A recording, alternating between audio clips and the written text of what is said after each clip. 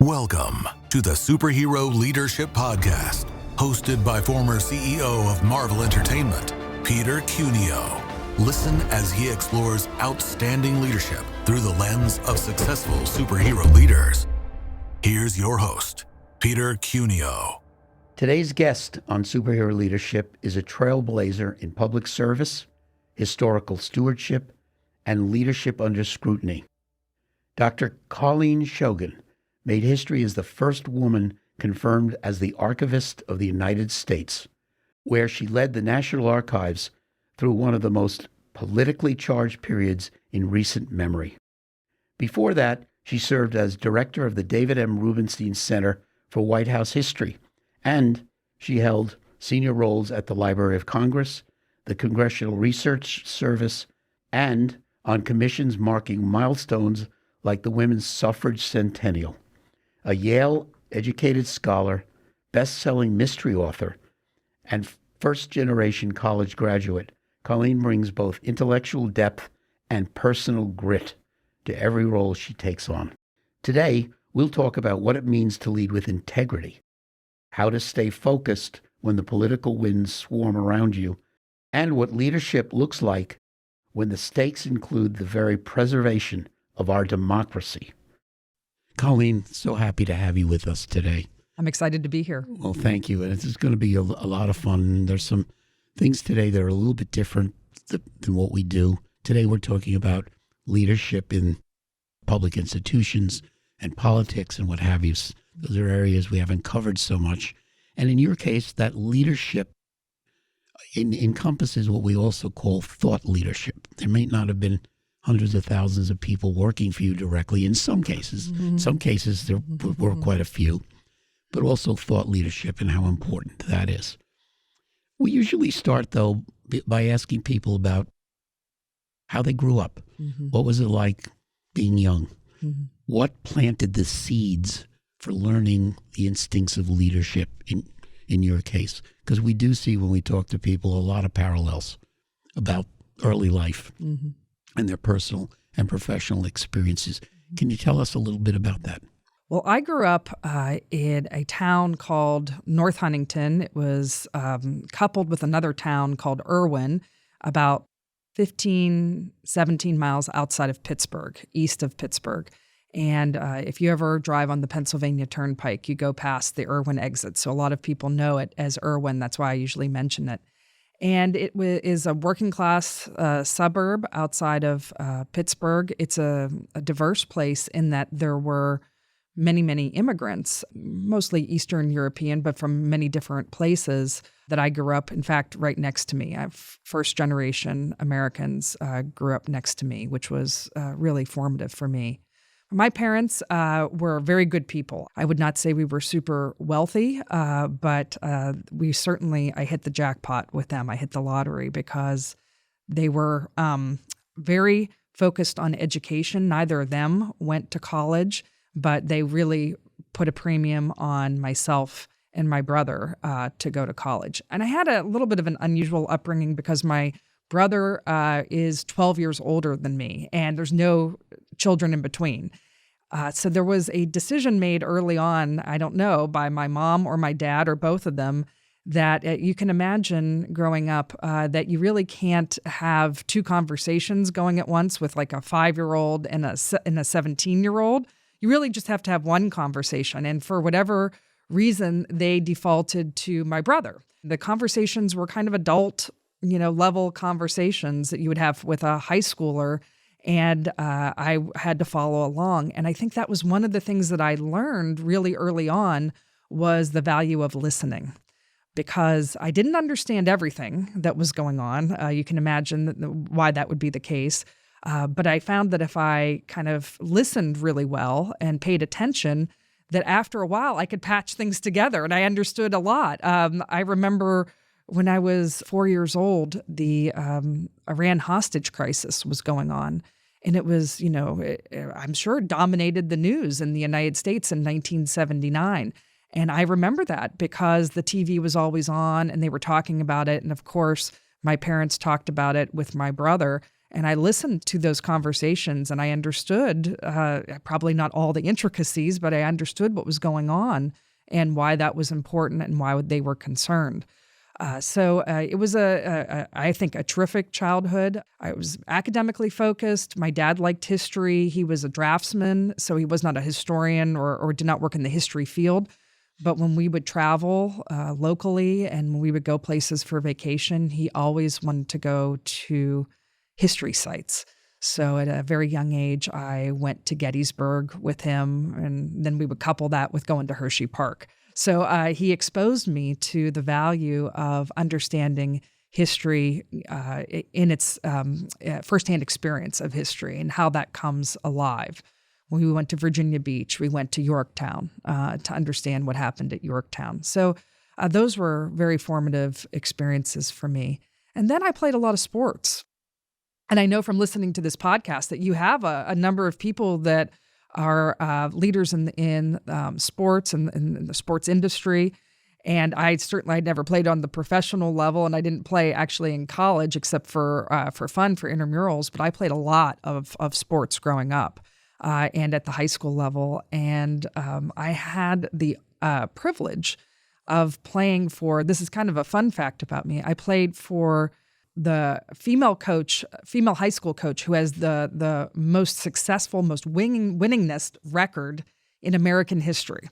So her name is Sharon Watson. She was a volleyball coach at my high school, and she is in all the Sports Hall of Fame. She's been in Sports Illustrated because she is the most successful female high school coach in American history. So I learned a lot from playing volleyball for Sharon Watson, for sure. Great.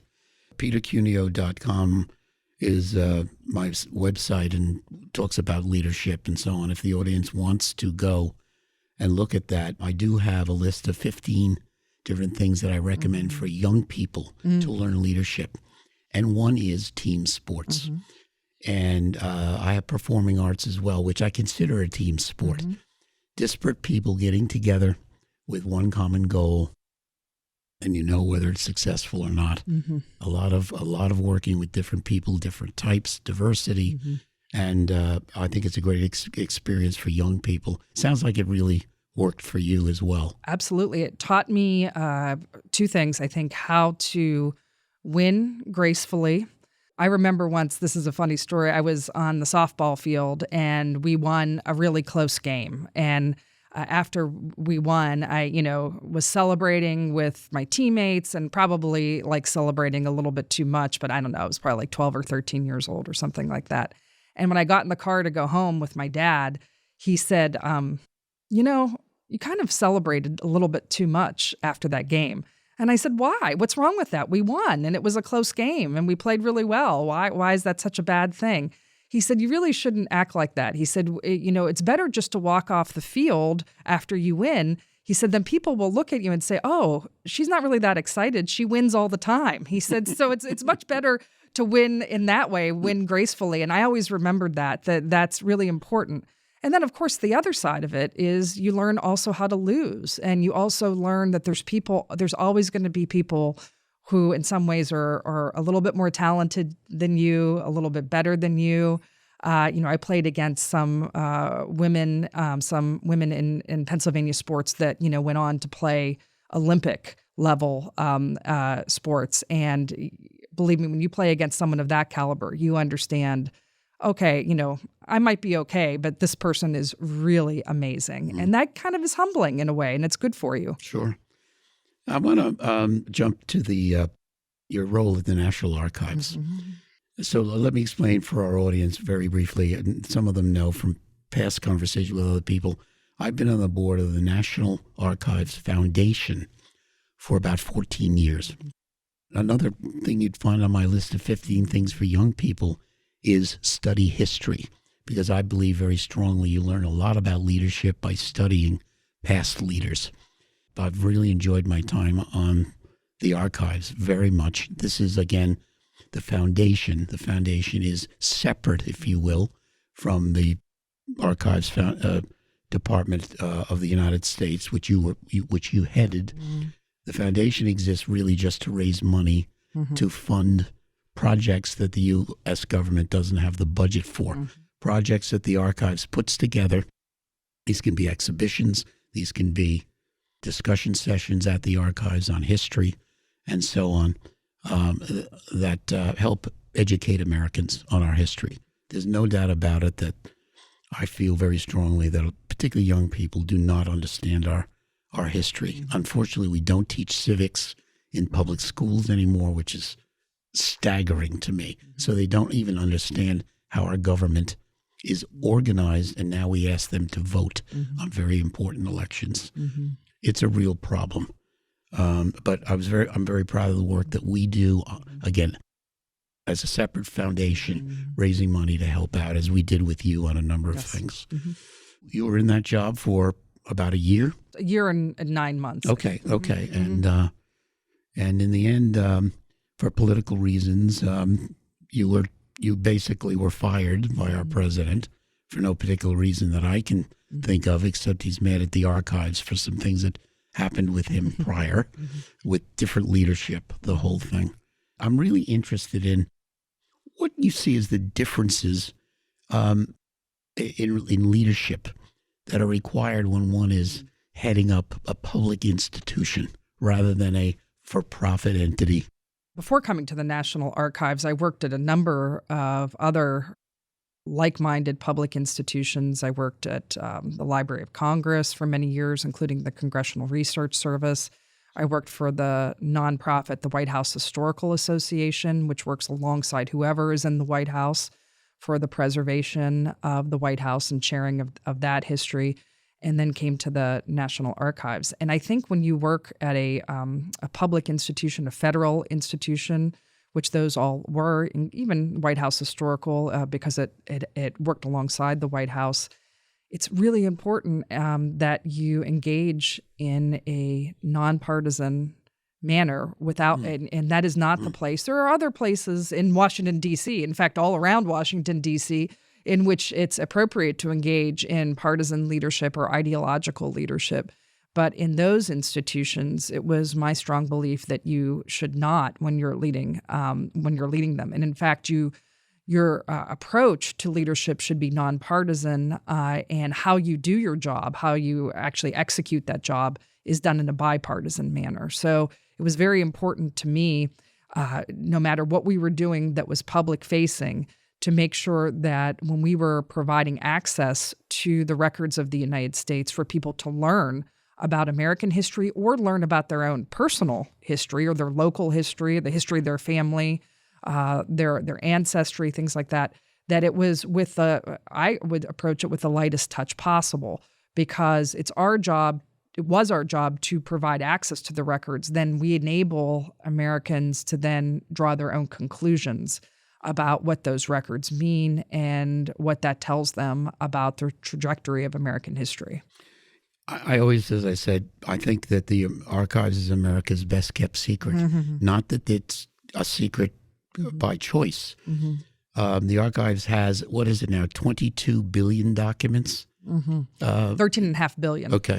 Oh, sorry, I'm a little high, but still, it's in the billions. Yes. Well, that's just the paper documents. So there's be more on electronics. So well, that's maybe we get to my 22 when you add digital to it. Absolutely. And maybe the largest collection of antique maps in the world, largest collection of film, largest collection of photographs in the world, housed in 40 plus locations around the United States. Archives is also very supportive of presidential libraries, of which there are many, and what have you, and people just don't realize. And the Archives is a new institution, so to speak, formed only, I think, in the 1930s. Right, under FDR. Okay, because prior to that, all the records of our history were kept in various places, kept very poorly. One of the reasons our Constitution and our Declaration of Independence, the original copies, are fading is because they were kept on a wall in the sun for 100 years and so on. So the government rightly understood that, no, these documents have tremendous value and we need to treat them right. I encourage anyone in the audience that when they come to Washington, D.C., you must go to the archives. You will really enjoy it. There's always exciting exhibitions ongoing. There's actually a terrific store there as well, where you can buy lots of different things related to our history, which I think if you're interested in history, it's the place to go, and so on. So absolutely, it's a terrific institution. Yeah. So we'll continue our conversation with Colleen right after this short break. One of the personal stories I have to talk about involves getting my father's military records from the archives. And I think they're all kept in the St. Louis location, if I'm correct. And Colleen, when you came on as archivist, you were hit with the fact that there were 300,000 requests from our citizens for the records of their own records, or the records of people in the family and so on, that had not been filled. A tremendous backup. How did you handle that? I knew coming into the job that this was the biggest discrete problem that I faced, that had to be solved in a short amount of time as possible. Before I even was confirmed, I had told people at the archives that this was what I was going to be focused on. And as soon as I came on board, then I was legally allowed to plan a trip to St. Louis. And I think really the next day that after I started, they went to get my travel approved, to get me booked on a plane. And there's certain things you have to do in the government before you can travel. And I think I was on a plane less than 2 weeks later to go to St. Louis. And it was really important for me. They said, well, we can talk to the director of, it's the National Personnel Records Center, NPRC in St. Louis. You can talk to him on Zoom or Google Meets. And I said, well, that's fine, but I don't just want to talk to him. I want to go there, and I need to see what's going on and actually meet the people, not just the leaders, but actually the people that are doing the work. And they need to explain to me how this functions.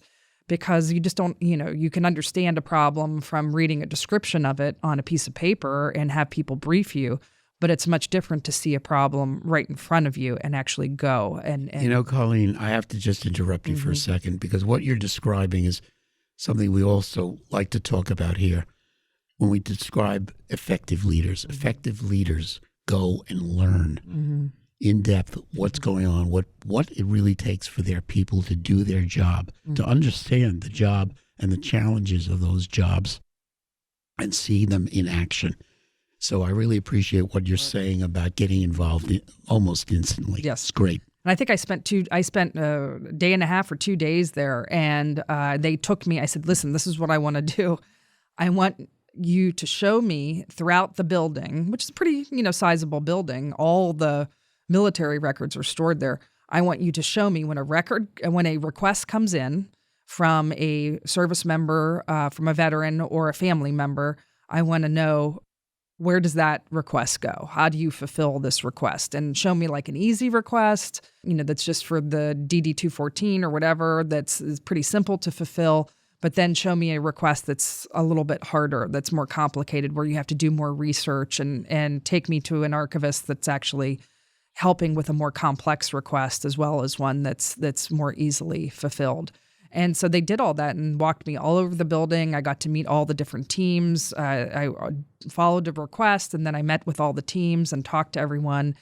And, basically did a little bit of a cheerleader act too, because I said, listen, we're going to have to keep up with the requests that are coming in is one thing, but then you have a 300,000 backlogs. That means we've got to do 300,000 requests worth of work while still keeping up with the day-to-day work. And that's the only way to do that is we could hire up, we could hire more people, which we were able to do because Congress had supported us to be able to do that. But we also are going to need to do overtime, for people so that we can keep this facility running.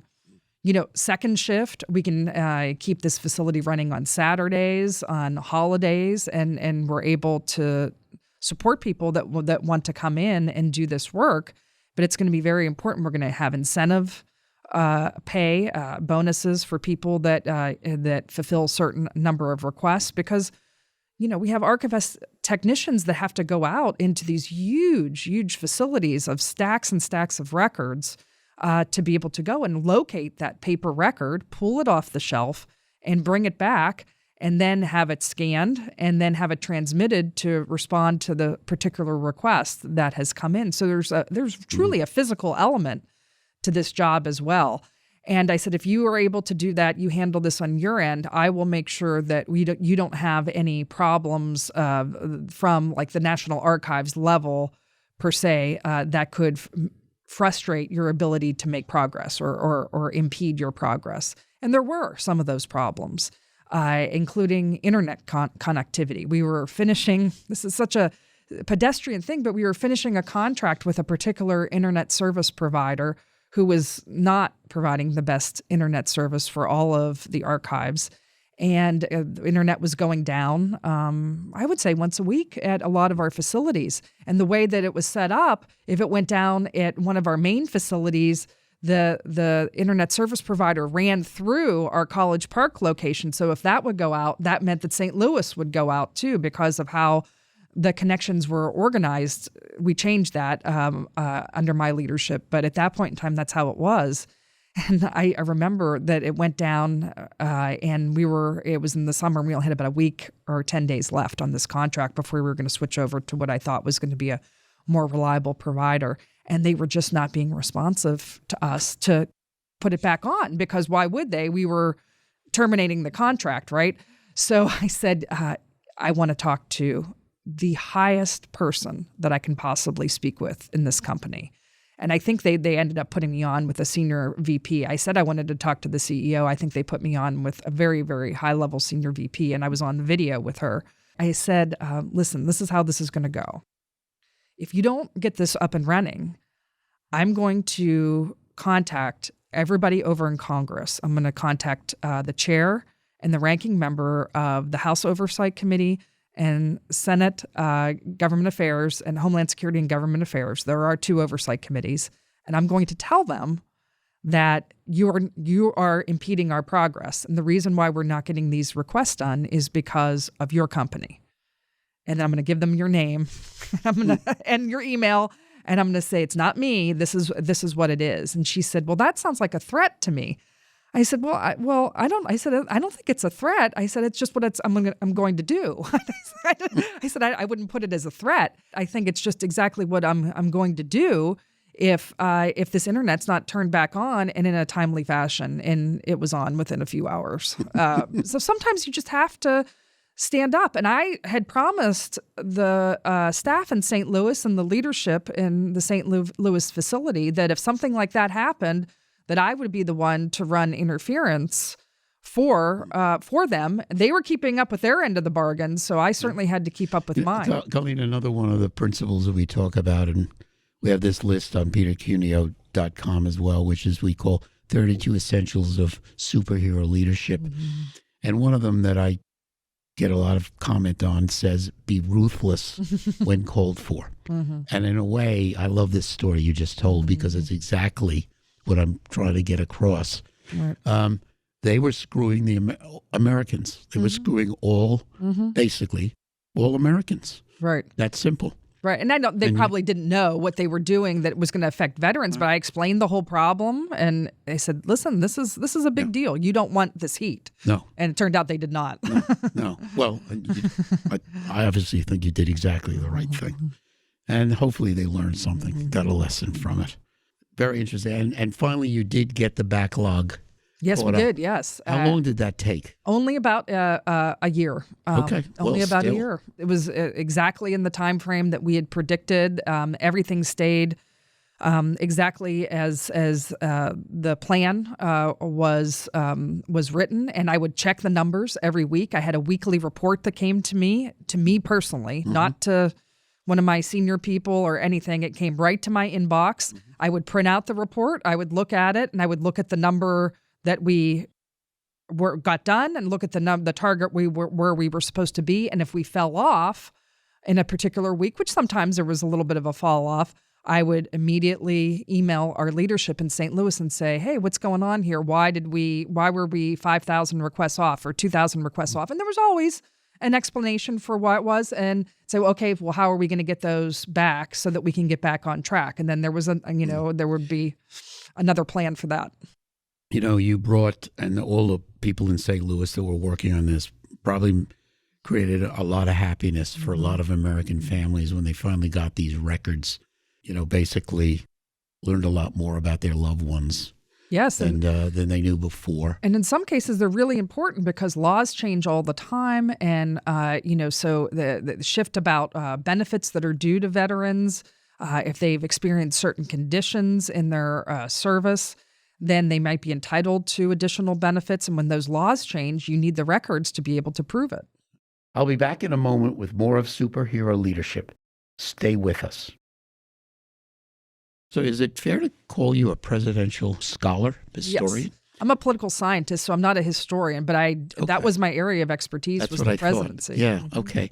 So can I ask you a question? Can I ask you to name your top 5 presidents out of our history? Sure. Who would you come up with? And I know we all know some you're going to come up with, but I'm suspecting maybe of 1 or 2 surprises.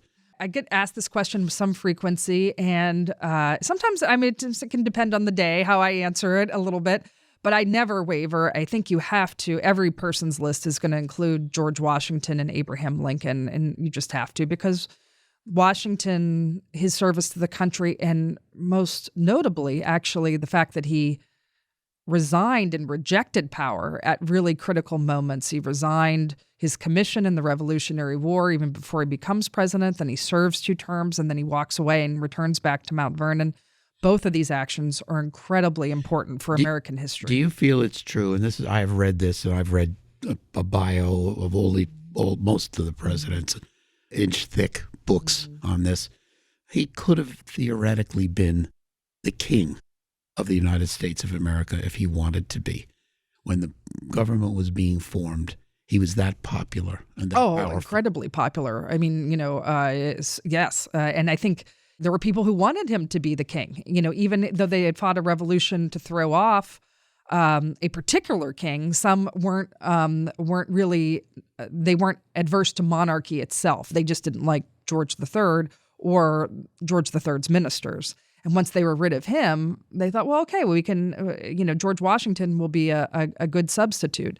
And this was not why George Washington, however, fought the war. And he was very clear-minded about it. And I know this is one of your leadership principles as well. You have to be clear-minded about certain principles so that when you are confronted with these types of moral quandaries, that you can actually act decisively. And he did. It would never a second guess in his mind. And then, of course, Lincoln, who saves the Republic and really refounds the Republic. There's really no more important president than Abraham Lincoln. And, many, many books have been written on Lincoln, and many more books are still being written about Lincoln because people still find new facets of his leadership and his thought leadership and his ethos that people want to study and think about.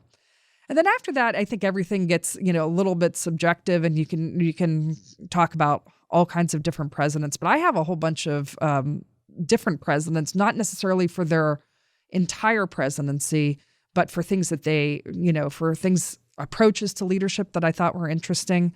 I talk about Polk, and Polk is just, he was a president ahead of his time, Polk. He wanted to pursue war. He obviously was during the time of the Mexican War, but he also wanted to reduce tariffs at the time. And those two things don't really go along. If you wanted to fund a war, but you want to reduce tariffs, well, how do you do that? And Polk was extraordinarily led on concerning the budget. And presidents at that time frame they weren't involved with the budget the way that presidents are today. Polk was a good 80 years ahead of his time. He was managing the budget at the level that we don't see until the 1920s in the United States. And he understood that the president's leadership of the budget was important because in some ways, budget was policy, right? The two things were equated with each other. And people left to go home. Washington, D.C. was a very unpleasant place to be in. back then. No air conditioning. Everybody left for the summer. Congress was adjourned, all these other things.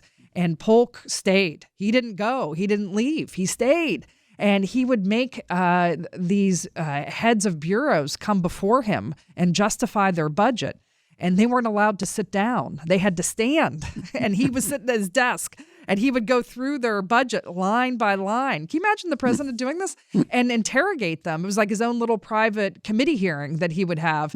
And he would basically break them down until they agreed to what number he wanted them to be at. So once again, he could achieve his two goals of continuing the war and then also reducing the tariff. Compare that to what we're going through right now with Doge.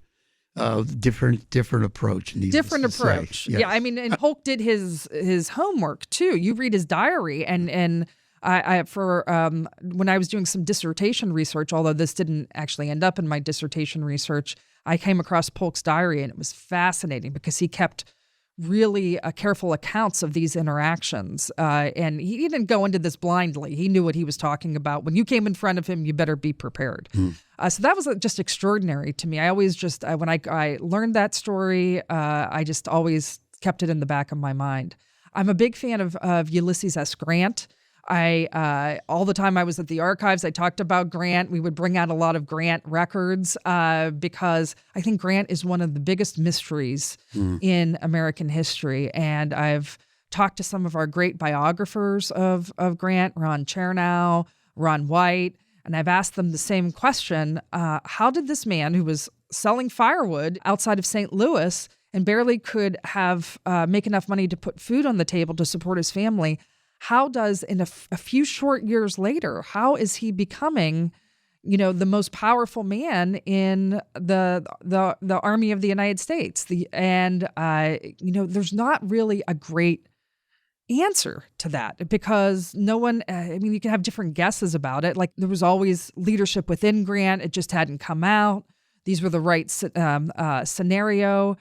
He had training as a quartermaster when he had served in the military earlier in his career after he went to West Point. And so he learned a lot about supply chain and how to plan ahead in a war. So some of that quartermaster training probably really came in handy whenever he was leading troops in the Civil War. So there's a lot of different answers to it, but I still think Grant is one of our biggest mysteries. And just what an amazing happenstance that Lincoln was able to find Grant, the right person for the right time. Not that the Union wouldn't have won the war, but it would have gone on, I think, a lot longer if you don't have the leadership of Grant. Well, Lincoln couldn't find a general that wanted to fight wanted to fight but couldn't win until Grant, basically. Right. And Grant wanted to fight. And Grant reminds me of if, again, we talked about history and looking at past leaders, not just in the military, but people have their moments when they are great. There are situations they're confronted with, they're not very good. It has to do with applying someone's great traits in just the right circumstances. I like to talk about Winston Churchill. Churchill, his moment was to lead the British Empire in World War II. He got thrown out after the war, and he certainly had his negative moments as well. I think all leaders, no leaders are perfect. And we can always find those situations, but if they're given their moment, they rise to heights that we can hardly even contemplate. There's a lot in Grant's presidency that people find fault in. And there's those things are true, some of the ethics scandals. But he also waged a war against the Ku Klux Klan. And if Grant's trajectory had continued, we would have a very different history in the United States concerning civil rights and voting rights with African Americans. I mean, Grant believed in this full citizenship, voting rights, civil rights for African Americans. And the trajectory the United States was on after Grant was the correct one, and it's really a shame that was not continued. But he killed the Klan really through his prosecution of them in court and through legislation. And then I talk about different people as the number 5, but I talked a lot about Gerald Ford too, and I've talked about it because I think Ford did what he thought was an incredible self-sacrificing act when he pardoned Richard Nixon after he becomes president. He doesn't expect to become president. This is thrust upon him. Some people call him an accidental president, but he's the president nonetheless.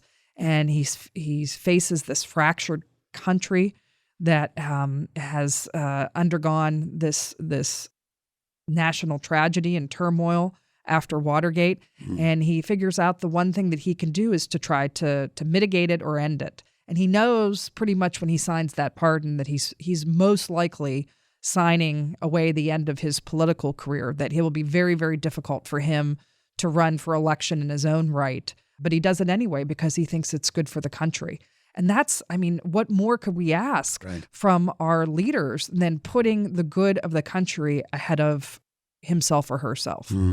Well, I was talking about books about presidents, and one might be very surprised in our audience to know that you are also a writer of fiction, a writer of murder mysteries. I believe there's actually 8 of them, and they have some pretty cool titles, actually, which you might want to mention.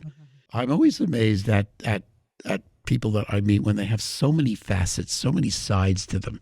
Okay, so now we're going from all these things we've talked about to writing mystery novels. How did you get into that, and what turned you on about that?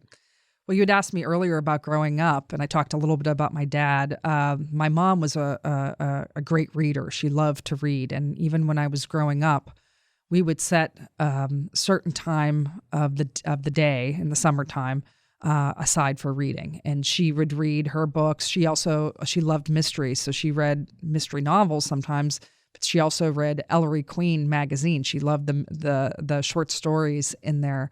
And at a certain point in time, I started to read mysteries too. I started out with Encyclopedia Brown and Nancy Drew and the Hardy Boys and Trixie Belden and all of those. And I just continued reading mysteries, especially when I was in graduate school, when I was trying to work on my dissertation. Things were kind of stressful. At the end of the day, I would open up a mystery, and I just like to read it because it let my mind wander. And I just continued to do that even as later on in life. And the true story was I was working at the Library of Congress, and I took a walk one day in my neighborhood before going to work, which I do all the time. And for some reason, my mind wandered that day. I was thinking about a book I think I had just finished, and I thought, well, if I was going to write a mystery novel, what would I write about? What would the plot be, or what would the setting be? And during that walk, that 45-minute walk around my neighborhood, I came up with the basic plot of my first book, Stabbing in the Senate, with the protagonist, the amateur sleuth that would solve the crime, who would get murdered, what the suspects would be, just the basic gist of it. And the smart thing that I did when I got home was that I wrote it down. I didn't just say, oh, whatever. I took a piece of paper and I just jotted it down and wrote down all the details that I had thought of. And I think a few weeks later, I told my husband about it, and he said, you should write that book. He said, that's a great idea. He said, that's a great title. He said, that's terrific. He said, only you can write that book, because I had worked in the Senate previously before I came to the Library of Congress. And I said, well, I've never written fiction before in my life. I'd written nonfiction, but I'd never written fiction. He said, you read all the time. You can do it. So I just sat down one day and I just started writing. And, I had a whole bunch of mystery novels around, so I would consult them and look at them and say, well, how do they do this? Like, when do you introduce the first suspect, and how much dialogue versus description? And so I would just consult the books when I needed to figure things out, or if I didn't know how to go about something, I would Google it. I mean, there's the internet's there for a reason. And it took me a while on that first one. It took me, I think, close to 2 years to actually write that first book. But then once that was done and I was able to, I went out and found an agent, and that one got published. And I thought it would just be one and done. But that's not really how mystery contracts work. When you're working with a publisher, the minimum really is 3 if you're going to have a recurring character, and they want a recurring character. So 1 turned into 3, and then 3 turned into 6, and then 6 turned into 8. And I just ended up writing one every year after that. And I would write in the evenings when I would come home from work, like maybe for an hour at a time. And I wrote as much as I could on the weekends, and any vacation or any time off, I would try to set time for writing. We've got more leadership lessons for you after this break. Was it a form of therapy? Yeah, probably. An escape? Again, one of our 32 essentials is find time to escape, because leaders always have stress. There's going to be sometimes a lot of stress. And one of the ways to handle it is just to forget about all of that and go play a round of golf or go read a book or write a book, I guess. Mm-hmm. In this case, hopefully you made a little money on this. Mm-hmm. So your escape turned out to be profitable, which is pretty rare, actually, I think. At least none of my escapes have been profitable. But it was an escape because I think I had created this whole other fictional world. And the great thing about writing and writing fiction is that you're in control of that world. So if you don't like how a conversation is going, you can end it, or you can take it in a different direction. Or if you end up not liking a character, you can get rid of it. Almost always. I had one character, this is a true story, that was in Stabbing in the Senate, and I found him very annoying, but I made him on purpose annoying because, you need to have that type of tension in a book. He was funny, too, because he was so annoying. And I thought that would be it for him. I mean, that other characters would move on in the next book, but he was not going to move on. And my editor said, oh, no, he has to move on. He's great, And so he stayed for all 8 books. I made him a little bit less annoying as time went on. He learned some things. It was fun. That's great. Is there one defining moment in your life? And this is a very hard question, and I don't ask it of everybody because it is so hard. I'm not even sure I can answer it for myself.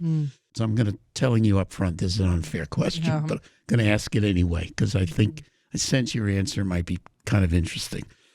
One defining career moment in your life where you had an epiphany or just knew, oh yeah, I'm going to do this, or I can be good at it, or something went well, and then you were ready to move on to the next. Or maybe you met someone who influenced you tremendously as a mentor. In my case, I was very lucky at certain times to have people who believed in me more than I believed in myself. And I wasn't lacking confidence, but pushed me to go after goals and heights that I never would have considered myself. And they worked out. So maybe you had an experience like that. But I know it's a tough question. It is a tough question. I mean, maybe for me, before I came to the archives, I was diagnosed with breast cancer in 2021. And in late 2021, I caught very early, so that was good. But it was an aggressive form. So I had to have a lot of treatment. I had surgery, I had chemotherapy, I had radiation, I had immunotherapy, I had the whole shebang. And I think after I went through that and I got through that, I kind of felt like I could do anything. So to tell you the truth. And so a lot of people asked me during like my Senate confirmation hearings when there were people who were, saying ridiculous things and yelling at me, senators, and not treating me the way that probably you would expect a presidential nominee to be treated. I would say in some cases treated unfairly. How were you able to sit there and take that? How did you get through that? How did you kind of just stare them down and just move on? Especially because I had to have 2 hearings because my nomination, I had to be renominated into a new cycle. And, the answer to that, when I think about it, was really because things happen for a reason, and things happen oftentimes for a reason in sequence to each other. And the fact that I had went through what I went through with breast cancer, when you go through something like that, nothing scares you. And you're living a whole new life, right? Because you've almost you've gotten a second lease on life. And because of that, I felt as though when I was nominated to be the archivist, that this was my path. Like this was meant to happen. I was meant to be diagnosed early, to get through everything, and I was meant to go through it. And so nobody was going to deter me. And nobody ended up deterring me getting through it. That's great. And yeah, so that taught me a lot. Good for you. Mm-hmm. One of the great things about effective leaders is they always seem to be able to bounce back. Mm-hmm. And I'll say not effective leaders, great leaders, always able to bounce back from setbacks. It doesn't seem to bother them. So now, okay, you had a recent setback in that suddenly you were out of a job for no reason that had anything to do with you. How did you bounce back? What are you doing today? What's your life like? Well, it took a few weeks, to think about things. But then the phone did start to ring, and there were people who, had seen what I had done at the archives. So that was nice. And they'd appreciated my leadership. So I had an offer to work for an organization called More Perfect. It is run by a man named John Bridgeland, who worked for President Bush, who ran USA Freedom Corps and was the head of his domestic policy council for President George W. Bush. And he started this umbrella organization, More Perfect, that is a collection of presidential centers and foundations and other organizations that are interested in strengthening American democracy. And he has 5 different pillars of American democracy for More Perfect that he's trying to work on. And the pillar that I'm working on at More Perfect is to improve civics education and history education. So we have a new civics, history-based civics program that we're going to be enrolling in 2026. And it consists of gathering short essays, very short essays, 1,200 words, from some of our most prominent historians and thought leaders across the United States about all of our presidents and select first ladies. So why did this leader matter in American history? And what is one lesson we can learn from this leader? Right. And I'm in the process right now of recruiting people to write for this really important civics project, which we will be splashing all over the place in 2026, have those essays available, have them ready for schools, and then work with some media distribution to get them out there for Americans to consume. That's great. Well, thanks so much for being on. Thank you. We really appreciate it. I always enjoy it when I learn some new things about people, particularly people I think I've got pegged. I'll share with you, I did not have you pegged at all. And that makes it, which happens with just about all of our guests anyway. But I want to thank you so much. I really appreciate it. I think the story of your journey throughout life is really fascinating and should be very inspiring to not just women, but everybody. Yes. All Americans. Thanks so much. In particular. And best of luck to you in the future. I appreciate it. Thank you. All right. And we'll stay in touch. Thanks, Colleen. Thank you. That's it for this episode of Superhero Leadership. I want to thank Dr. Colleen Shogan for sharing her insights and experiences, and I hope you'll join me again next time. Until then, stay focused, stay driven, and keep leading like a superhero with purpose, passion, and integrity. I'm Peter Cuneo.